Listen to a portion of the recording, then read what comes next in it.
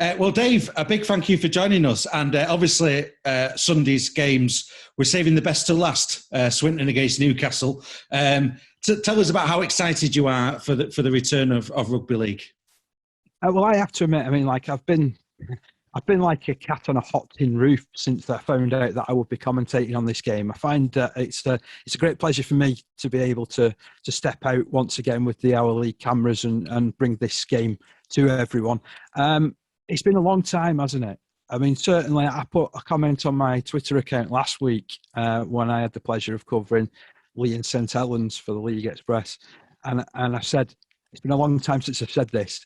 Game day, I've got to make sure that I know exactly what I'm doing again, because it's been that long since I've picked up a microphone in a live environment for a match, and to call it that. I'm nervous. I'm excited. I'm like those guys that'll be taking the field as well, to be honest, because over at Newcastle they've had a lot of changes, big switch around in personnel, new coach of course up there in Eamon O'Carroll, and Brinton have also brought in some new guys, but some guys that I've known quite a lot about through following Leigh, in various other media outlets over the last couple of years.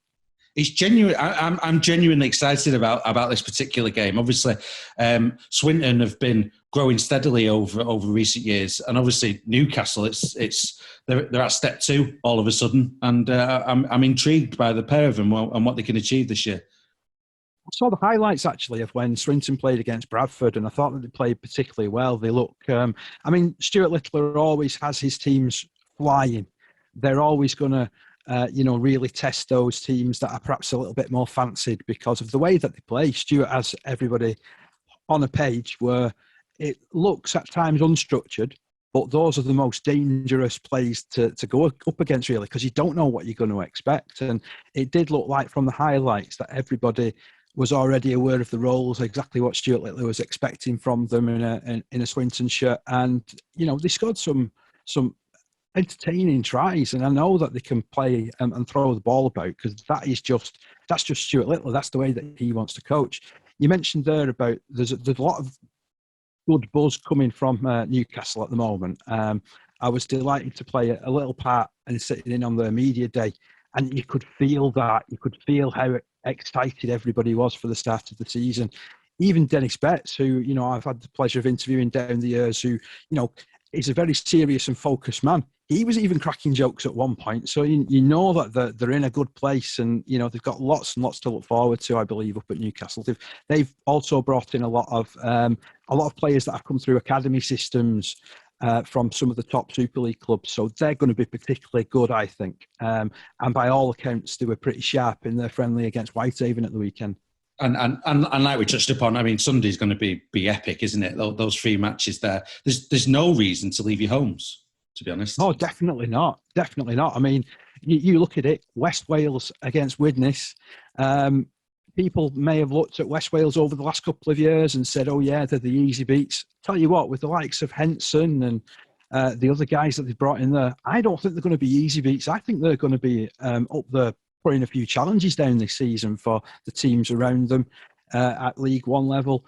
Widnes, for me, they seem to have gone all out on the first 17. They've brought in some really good players, really good personnel, some forwards of great Super League experience, who I'm looking to see how they go, both in the Challenge Cup and in the Championship to come.